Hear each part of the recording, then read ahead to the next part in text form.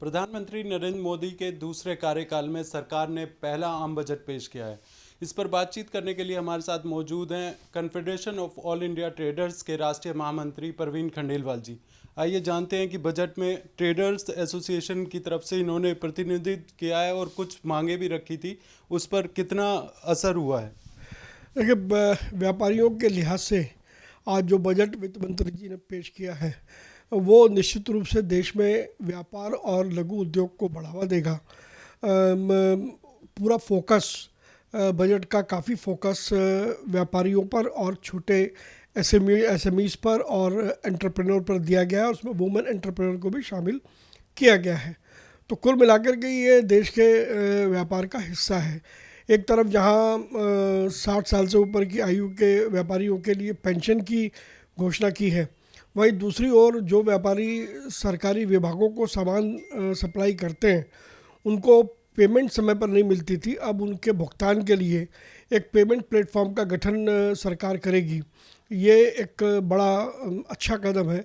दूसरी ओर income tax की return भरने के लिए अब केवल आधार से भी भरी जा सकती है। इससे कर का दायरा बढ़ेगा और अधिक से अधिक लोग कर के दायरे में आएंगे।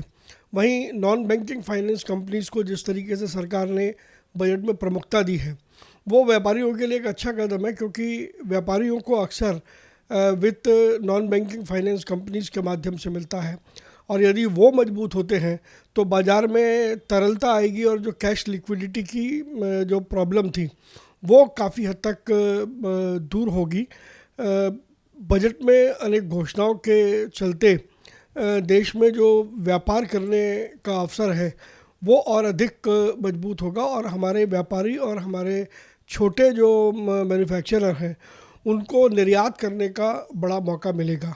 तो कुल मिलाकर के यदि कहें तो बजट अपने आप में एक ऐसा दस्तावेज है जो कहीं ना कहीं सरकार को भी मजबूती प्रदान करेगा और यदि जो घोषणाएं की हैं उन पर यदि अमल किया जाता है तो भारत निश्चित रूप से 5 ट्रिलियन इकोनॉमी की ओर बढ़ेगा।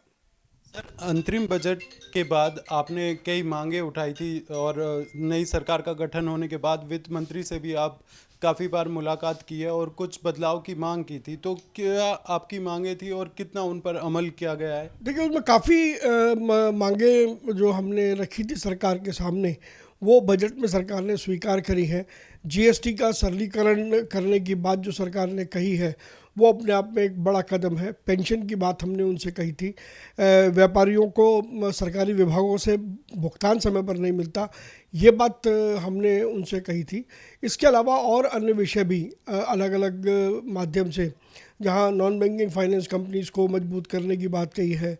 स्टार्टअप्स के लिए उन्होंने एंजल टैक्स में राहत देने की बात की है और देश में अधिक से अधिक महिलाएं उद्यमी बने उसके लिए सरकार ने घोषणा की है। तो ये सारे विषय हमारे मांग पत्र का हिस्सा थे और सरकार ने इनको अपने बजट में शामिल करके व्यापार करने का और बेहतर अवसर प्रदान किया है।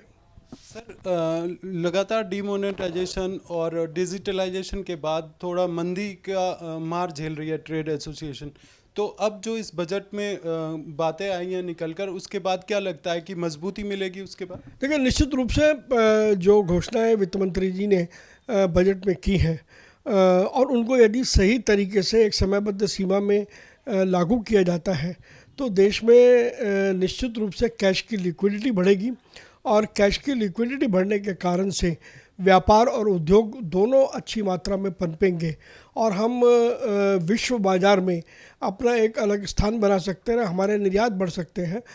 तो इस कारण से जो बैलेंस ऑफ ट्रेड हमारा बिगड़ रहा है वो भी काफ़ी हद तक ठीक होगा।